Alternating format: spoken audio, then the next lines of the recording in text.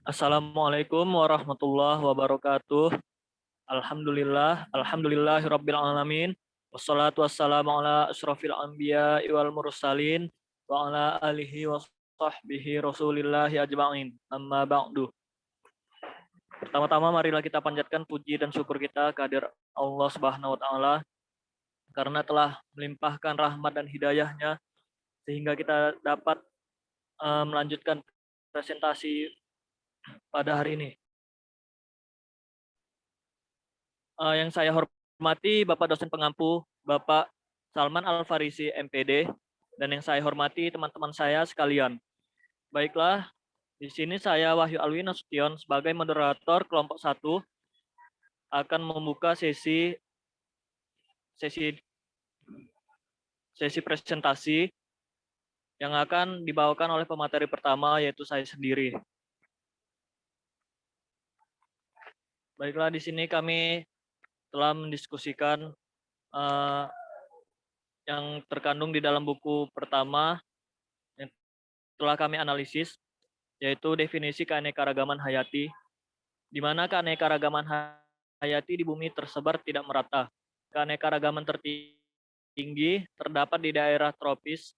Beberapa daerah disebut sebagai daerah hotspot biodiversitas karena di daerah tersebut memiliki keanekaragaman hayati yang tinggi dengan tingkat kepunahan spesies dan kerusakan habitat yang besar. Daerah hotspot ini berada di dunia, di antara lain di Indonesia, Great Barrier Reef di Australia, Madagaskar, dan Semenanjung California. Pengertian atau definisi keanekaragaman hayati dapat diartikan sebagai berikut. Pertama, keanekaragaman hayati merupakan istilah yang digunakan untuk menggambarkan keanekaragaman bentuk kehidupan di bumi, interaksi di antara berbagai makhluk hidup, serta antara mereka dengan lingkungannya. Definisi yang kedua, keanekaragaman hayati mencakup semua bentuk kehidupan di muka bumi, mulai dari makhluk sederhana seperti jamur dan bakteri hingga makhluk hidup yang dapat berpikir seperti manusia. Selanjutnya,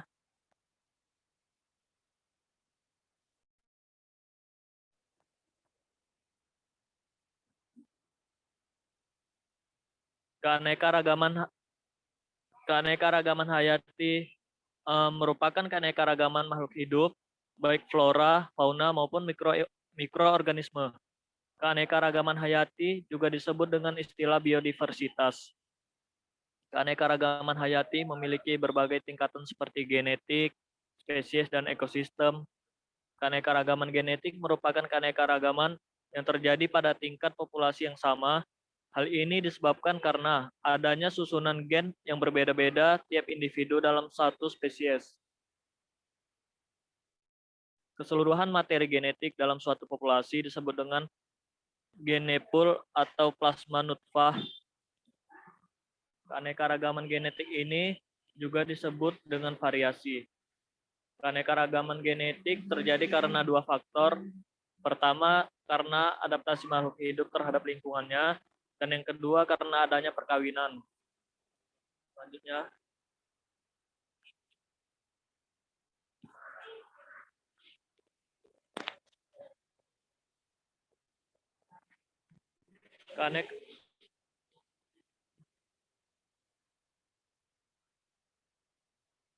keanekaragaman hayati karena tingkatan gen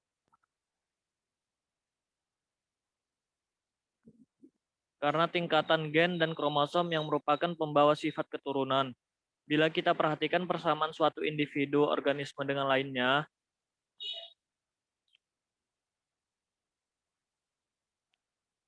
dapat kita lihat bahwa tidak ada satu individu yang penampilannya persis sama dengan individu lain. Kedua, keanekaragaman hayati pada tingkat jenis, atau dalam istilah biologi dikenal dengan istilah spesies. Yang ketiga, keanekaragaman ekosistem. Keanekaragaman ekosistem ini berkaitan dengan kekayaan tipe habitat atau tempat tumbuhnya. Selanjutnya,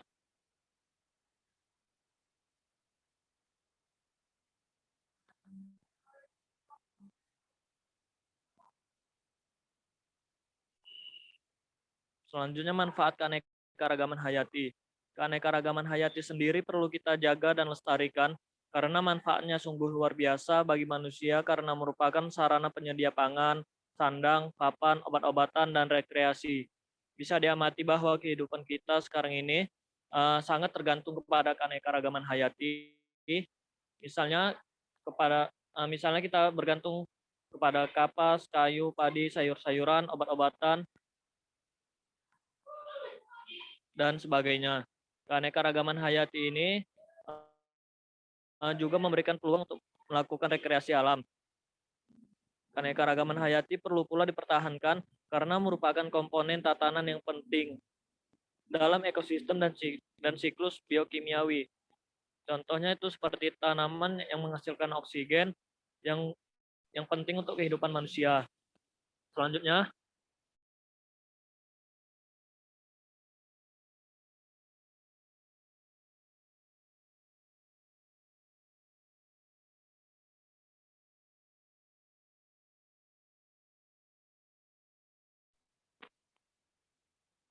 selanjutnya itu faktor penyebab hilangnya keanekaragaman hayati. Pertama itu ada karena hilangnya habitat. Em, Hilangnya habitat ini bisa terjadi karena ulah manusia yang serakah, yang memikirkan kepentingannya sendiri tanpa mempertimbangkan apa dampak yang akan terjadi ke depannya bila terlalu berlebihan menghilangkan habitat tersebut. Yang kedua, pencemaran tanah, udara, dan air. Yang ketiga itu perubahan iklim. Yang keempat, eksploitasi tanaman dan hewan.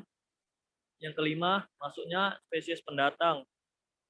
Yang keenam, industrialisasi pertanian dan hutan.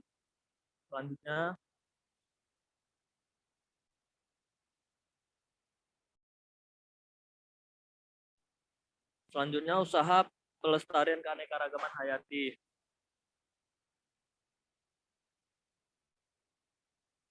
Menurunnya keanekaragaman hayati menyebabkan semakin sedikit pula manfaat yang dapat diperoleh oleh manusia.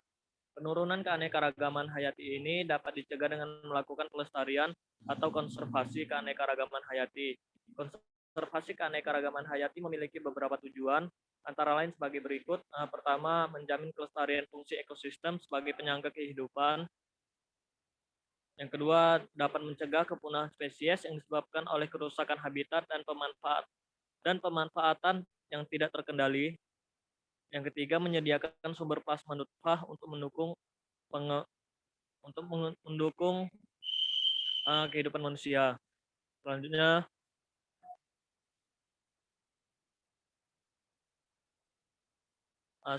ini analisis dari buku 2. Pertama itu pengertian keanekaragaman hayati. Keanekaragaman hayati atau biodiversitas merupakan semua kehidupan di muka bumi, baik tumbuhan, hewan, jamur, dan mikroorganisme, serta berbagai materi genetik yang dikandungnya, dan keanekaragaman sistem ekologi di mana mereka hidup, termasuk di dalamnya kelimpahan dan keanekaragaman genetik relatif dari organisme-organisme yang berasal dari semua habitat, baik di darat, laut, maupun sistem-sistem perairan lainnya. Selanjutnya,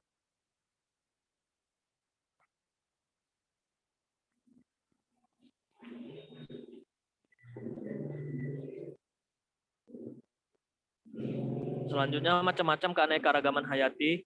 Keanekaragaman hayati dapat terjadi pada berbagai tingkat kehidupan, mulai dari organisme tingkat rendah sampai organisme tingkat tinggi. Berikut macam-macam keanekaragaman hayati. Pertama itu keanekaragaman hayati tingkat gen, kedua keanekaragaman hayati tingkat jenis, dan yang terakhir itu keanekaragaman hayati tingkat ekosistem. Kemudian itu kekayaan jenis hayati di Indonesia. Kekayaan hayati di Indonesia dimungkinkan oleh beberapa hal, yaitu letaknya di antara dua benua, yaitu benua Asia dan benua Australia, dan dua samudra Pasifik, yaitu Samudra Pasifik dan Samudra Hindia. Selanjutnya,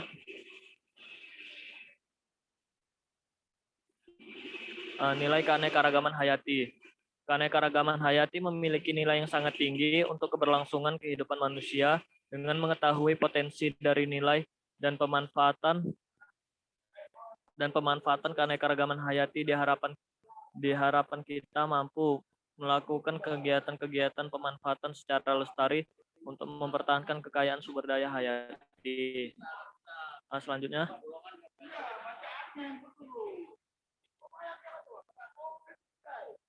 baiklah, analisis buku 3 akan disampaikan oleh teman saya, Liza Nuri Rahmi.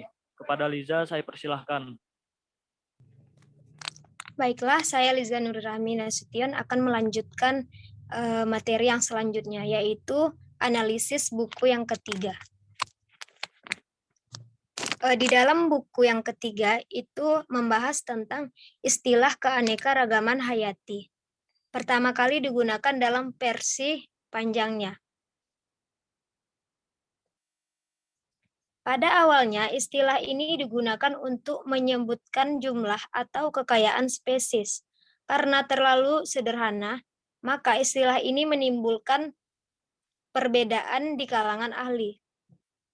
Dibandingkan dengan istilah awal, biological diversity lebih banyak mendapatkan perhatian dan lebih diterima.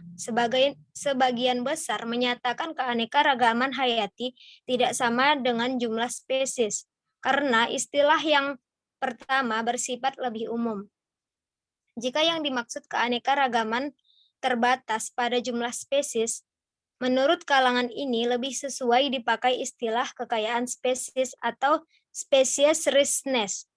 Keanekaragaman hayati juga tidak sama dengan keanekaragaman spesies yang didefinisikan oleh Pielo sebagai jumlah spesies yang suatu area dan jumlah kelimpahannya. Selanjutnya,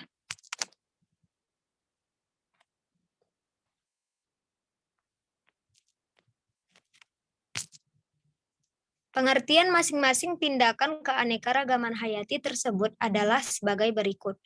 Keanekaragaman genetik atau genetic diversity, yaitu jumlah total informasi genetik yang terkandung di dalam individu-individu suatu spesies atau populasi tertentu, misalnya tumbuhan, hewan, dan mikroorganisme yang mendiami bumi.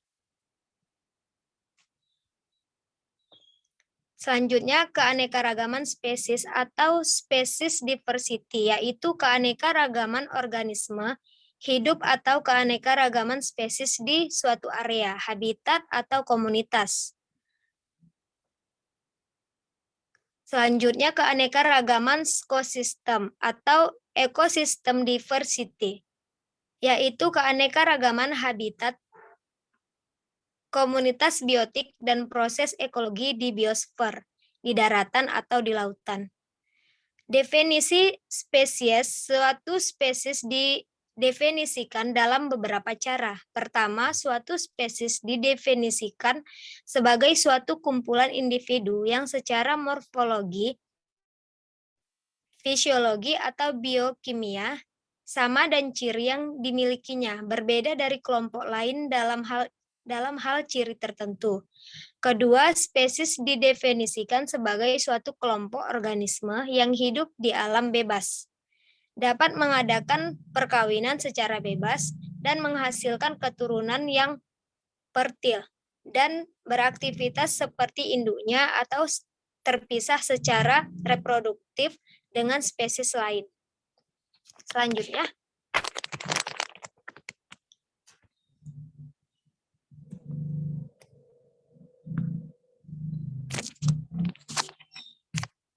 baiklah, itulah analisis ketiga buku dari buku pertama, buku kedua, dan buku ketiga. Selanjutnya, perbandingan antara buku pembanding. Setiap buku memiliki perbedaan isi konsep maupun tujuan yang berbeda-beda. Hal tersebut dapat dilihat dari berbagai judul dan tujuan yang dicantumkan oleh para penulis. Berdasarkan hasil analisis judul dan tujuan dari setiap penulis pada buku biologi memiliki masing-masing perbedaan. Judul dan tujuan juga mencerminkan isi pembahasan yang akan diulas. Berikut penulisan judul dan tujuan serta letak bab pembahasan pada masing-masing buku keanekaragaman hayati yang telah dianalisis.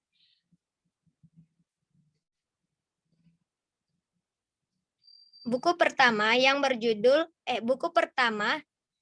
yang ditulis oleh Amien Laksono, buku utama yang berjudul Keanekaragaman Hayati pada bab 3. Tujuan pembelajaran, siswa dapat menunjukkan kekagumannya terhadap salah satu ciptaan Tuhan, yaitu keanekaragaman hayati yang ternyata sebagian dari jenisnya yang telah diketahui berperan penting dalam kehidupan manusia. Yang kedua, siswa dapat menunjukkan kepekaan dan kepedulian sosial terhadap penanggulangan kerusakan hutan yang disebabkan oleh ulah. Yang ketiga, siswa dapat menjelaskan ciri-ciri keanekaragaman hayati berdasarkan kajian pustaka dan teori. Selanjutnya,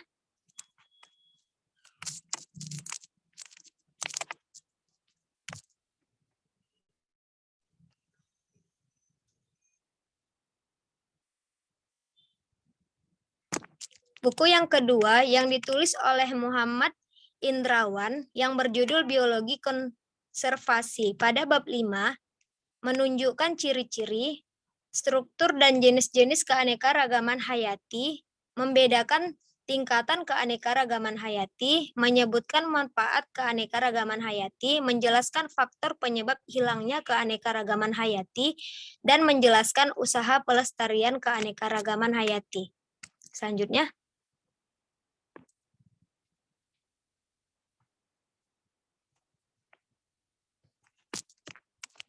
yang terakhir, buku ketiga ditulis oleh Nur Hayati dan Muklis yang berjudul Keanekaragaman Hayati. Pada bab 2, mendeskripsikan ciri-ciri dan cara pelestarian keanekaragaman hayati, menjelaskan keanekaragaman hayati dalam kehidupan, dan mendeskripsikan ciri-ciri faktor penyebab hilangnya keanekaragaman hayati dan usaha dalam pelestarian keanekaragaman hayati kehidupan sehari-hari.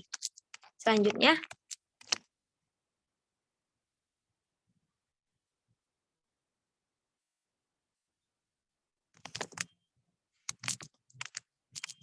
baiklah, itulah perbandingan antara ketiga buku yang telah kami analisis. Kesimpulan dari makalah kami yang sudah kami analisis antara buku 1, 2, dan 3 berdasarkan hasil analisis buku biologi kelas 10 pada materi keanekaragaman hayati dengan buku karangan Amien Laksono dan 2 buku pembanding lainnya, dapat disimpulkan bahwa masih banyak terdapat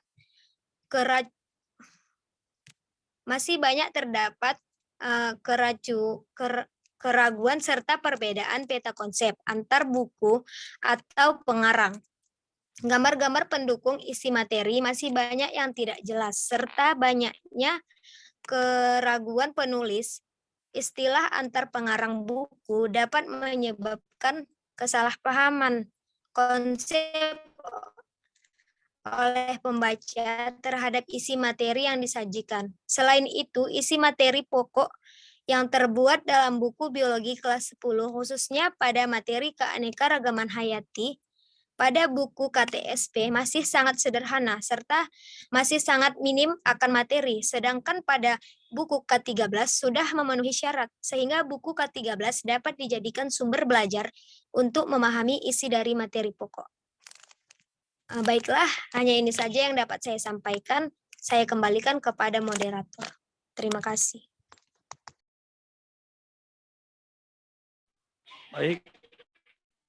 Baik, terima kasih kepada Liza Nuri Rahmi karena telah menyampaikan apa yang sudah dianalisis.